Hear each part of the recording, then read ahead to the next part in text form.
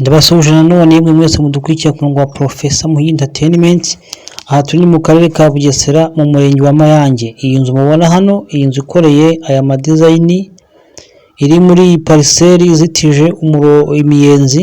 Aha hose mubona ni inzu ifite ibyumba 3 na salo, ikoze nkuko mubibona, ikeneye cyangwa se ishaka cyangwa se igurishwa miliyoni 3 n'igice. Miliyoni 3 n'igice zonyine ugahita ugura iyi nzu mubona imeze gutyo.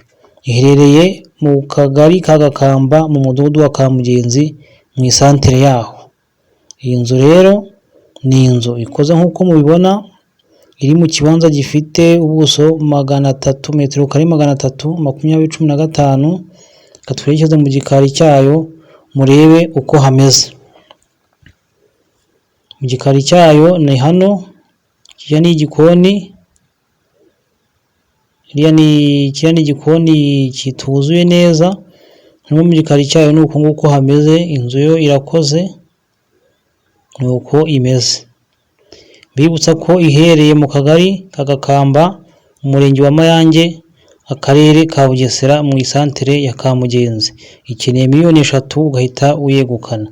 Iyi nzu ifite icyangombwa ni imitation gusa. Kuyigeraho rero uturutse mu isantere ya Mayange ni amafaranga 300 n'igare, 700 na moto. Bibutsa ko iyi nzu iherereye mu murenge wa Mayange mu kagari ka Gakamba, umudugudu ni Kamugenzi. Kuyigeraho uturutse kuri kaburimbo ku biro by'umurenge wa Mayange ni minota 25 ugenda n'amaguru, uteze moto n'amafaranga 700, uteze igare n'amafaranga 400 ukaba uyigezeho. Iri mu buhinzi, niyo mpamvu igura ayo mafaranga makeya. Ariko mbibutse ko umwaka utaha mu kuvugurura master plan ahangaha hazahita hashyirwa mu miturire nkuko ariho n'ubundi hahoze mu myaka 2 ishize.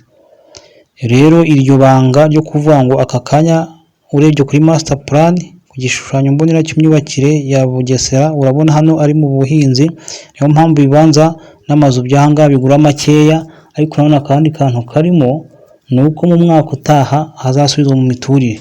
Uhaguze ubu nguru ukagura ku mafaranga makeya nk'ahantu hari mu buhinzi, mu mwaka utaha ubwo hazamaze gusubizwa mu miturire hazahita hiyongera agaciro cyane, hazahita hahenda. Wakongera ukahagurisha cyangwa se ukahubaka cyangwa se ukahatura ukaba utuye ahantu heza kandi hadahenze. Ibanga rero ni ukuhagura ubu ngubu hatarahenda.